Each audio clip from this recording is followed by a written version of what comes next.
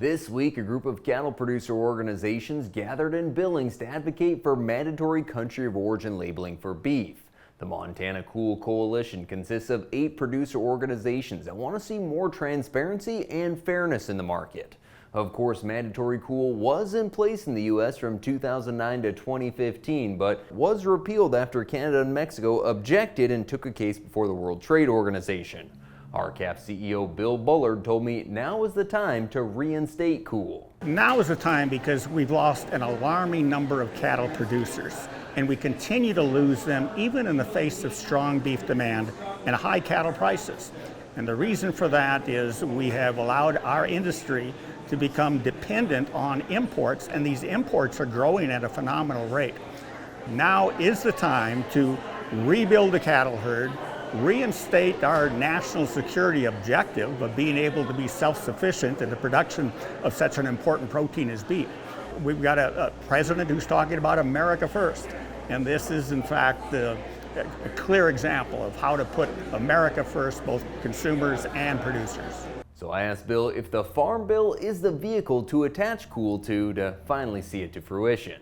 Well, unfortunately, we still have many members of Congress that do not have the courage to stand up to the multinational meat packers. So we're having difficulty including mandatory country of origin labeling in the base version of the Farm Bill. In other words, the version that it comes out of the agricultural committees. So it looks to us like we're going to have to add it as an amendment. And we believe the support for this will be far stronger on the floor of the respective House and Senate than it is within the Agricultural Committee, where the meat packers are so dominant. Stay with us. We'll hear from another organization supporting cool after a word from our sponsor. From the beginning, we've worked closely with farmers. BNSF's ties to the agricultural community go back 175 years. Together, we've innovated to make the U.S. agriculture supply chain one of the most efficient and productive in the world. Our strong relationship powers BNSF still today and helps us move the nation like no one else can. At BNSF, we move the nation for you. Toston rancher Samantha Ferret says country of origin labeling gives ranchers credit for the product they raise and answers questions for consumers about where it came from. Samantha serves as the Montana representative for the United States Cattlemen's Association, and she says demand for beef continues to improve, which is only helping prices, but transparency is still missing in the market. Folks don't realize that they don't know where their beef comes from. They think that shield of safety inspection, like a health safety inspection, is a country of origin labeling. So it's a mislabel, and we need to correct it.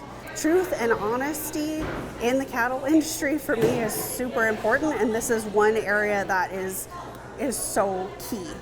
It's really imperative right now because we have the momentum, and we don't want to let that momentum go.